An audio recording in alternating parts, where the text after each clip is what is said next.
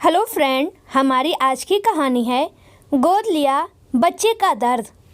रमेश और सुरेश दोनों भाइयों ने अपने किराने की दुकान को अपने खून पसीने से कहां पहुंचा दिया था।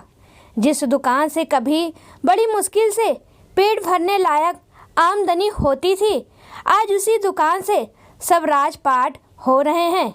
कुछ तो कर्मों का असर और कुछ भाग्य का फल है, या शायद दोनों भाइयों में राम और भरत की तरह निश्चल प्रेम बना हुआ था।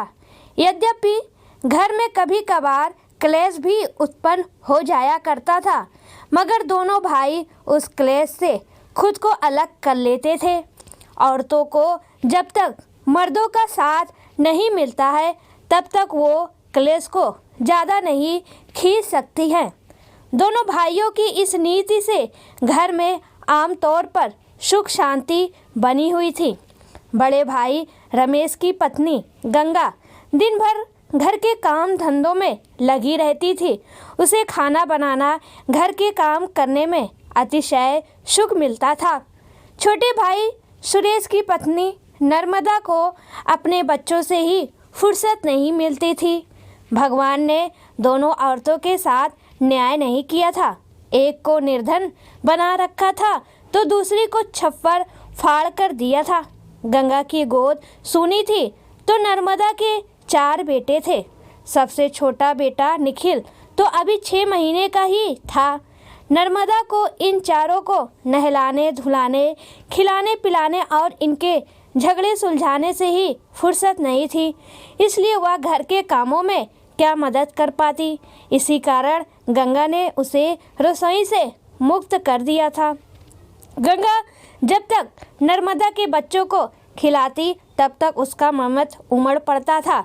उसके सबसे छोटे बेटे निखिल को तो वह कभी गोदी से नीचे उतारती ही नहीं थी।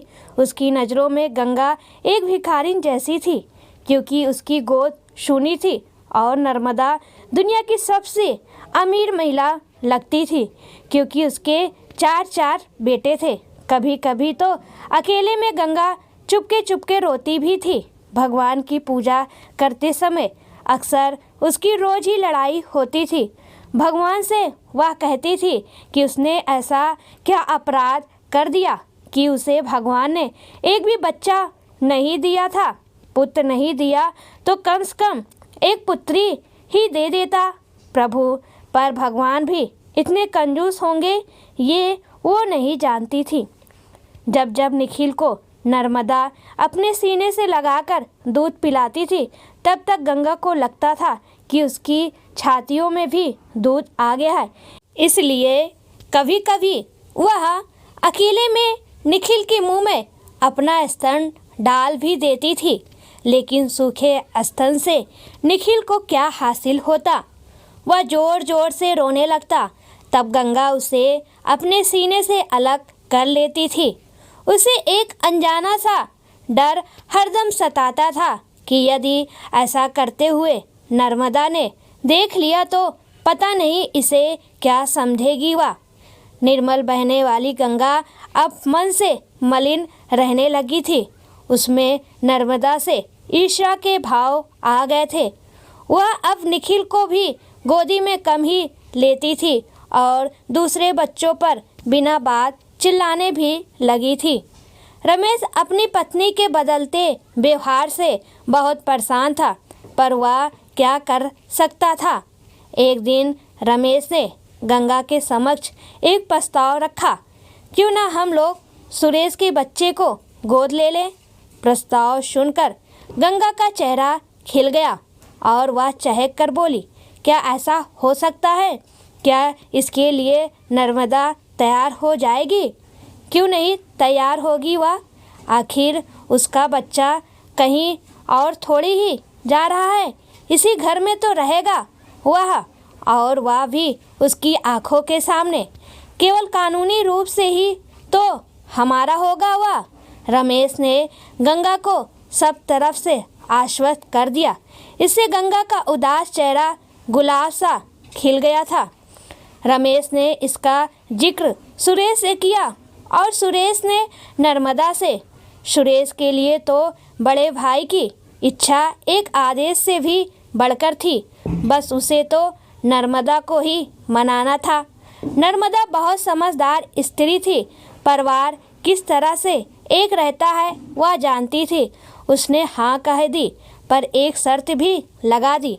पहला बच्चा पिता का उत्तराधिकारी होता है, इसलिए उसे गोद नहीं देगी। वह सबसे छोटा बच्चा माँ बाप की आंखों का तारा होता है, वो चाहे कितना ही बड़ा क्यों ना हो जाए। माँ बाप के लिए वह हमेशा छोटा ही बना रहता है। सबसे छोटे बच्चे में माँ बाप के प्राण बसते हैं, इसलिए वह निखिल को भी गोद नहीं देगी। दूसरा रवि या तीसरा अशोक, इनमें से किसी को भी गोद ले सकती है गंगा भाभी। इसमें सुरेश को भी कोई आपत्ति नहीं थी। रवि को गोद लेने के बाद गंगा भाभी का रूप एकदम से निखर आया। उसकी खुशियों को चार चांद लग गए। माँ कहलाना ही अपने आप में एक बहुत बड़ा वरदान है। रवि थोड़े दिन असमंजस में रहा कि कल तक वह गंगा को ताई कहता था, आज उसे मम्मी क्यों कहला रहे हैं सब लोग। लेकिन बच्चे परिस्थितियों से बहुत जल्दी सामंजस्य बैठा लेते हैं, इसलिए थोड़े दिनों के पश्चात सब ठीक हो गया। इस तरह हंसते खेलते 5 साल बीत गए। जब आदमी का मन प्रसन्न होता है तो उसे हर व्यक्ति प्रसन्न नजर आता है। सारा वातावरण आनंदमय सा लगता है और उसके जीवन में सकारात्मकता आ जाती है। इस कारण उसके जीवन में बहुत सी अप्रत्याशित चीज़ें होने लगती है। गंगा के साथ भी ऐसा ही हुआ। उसे वहम हुआ कि उसकी माहवारी या तो बंद हो गई है या अनियमित हो गई है। कुछ दिन तो वह उसे टाल गई। एक दिन उसने रमेश से अपनी उलझन साझा कर ली। दूसरे दिन रमेश उसे एक स्त्री रोग विशेषज्ञ के पास ले गया। उसने गंगा की संपूर्ण जांच की और मुस्कुराते हुए बोली, ये चिंता की नहीं बल्कि खुशी की बात है, आप माँ बनने वाली हैं। गंगा को अपने कानों पर विश्वास नहीं हुआ। उसने आश्चर्य से डॉक्टर की ओर देखा तो डॉक्टर बोली, आपने बिल्कुल सही सुना है, आप सचमुच में माँ बनने वाली हैं। यह सुनकर गंगा आवेश में आकर डॉक्टर से लिपट गई। रमेश को भी विश्वास नहीं हुआ था कि भगवान बुढ़ापे में ये खुशी भी दे सकता है, पर ऊपर वाला तो जादूगर ठहरा। पल भर में माहौल बदल देता है वह। अब तो गंगा के पैर जमीन पर नहीं पड़ते थे। उसे अपने गर्भस्थ शिशु पर लाड आने लगा। अब वह सारा ध्यान अपने गर्भस्थ शिशु पर देने लगी। उसने रसोई में जाना बंद कर दिया।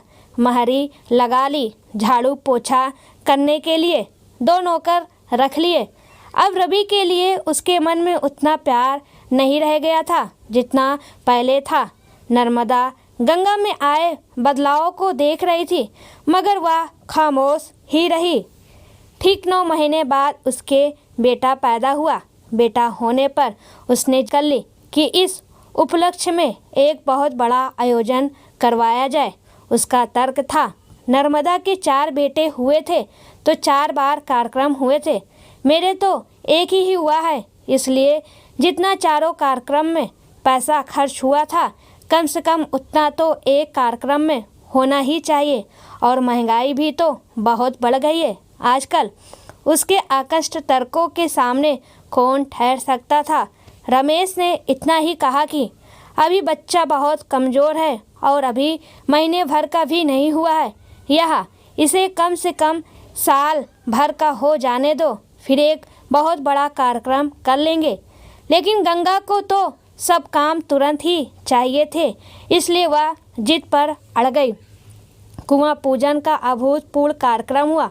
सब नाते रिश्तेदार बुलवाए गए।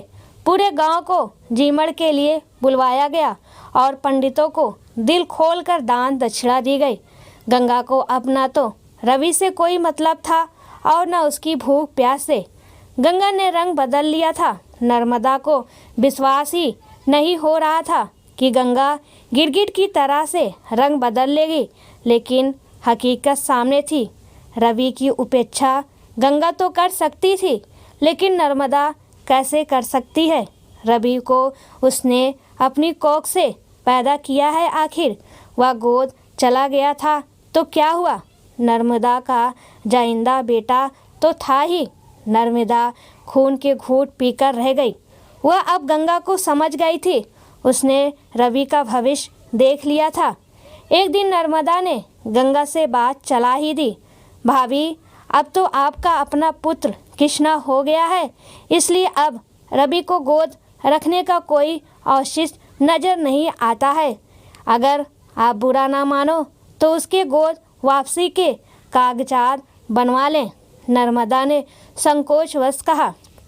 जिंदगी में आज सबसे अच्छी बात कही है तूने। यह नेक काम जितनी जल्दी हो सके करवा लो, बहुत अच्छा रहेगा। गंगा खुश होते हुए बोली। दूसरे दिन कागजात तैयार हो गए। अब रवि पुरानी स्थिति में आ गया था। ईश्वर की लीला अपरंपार है, कब क्या हो जाए क्या पता। आज खुशी का मौसम है, मगर यह कब तक रहेगा कौन जानता है।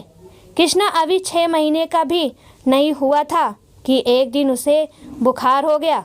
उसे अस्पताल ले जाकर डॉक्टर को दिखाया तो उसने उसे निमोनिया बता दिया।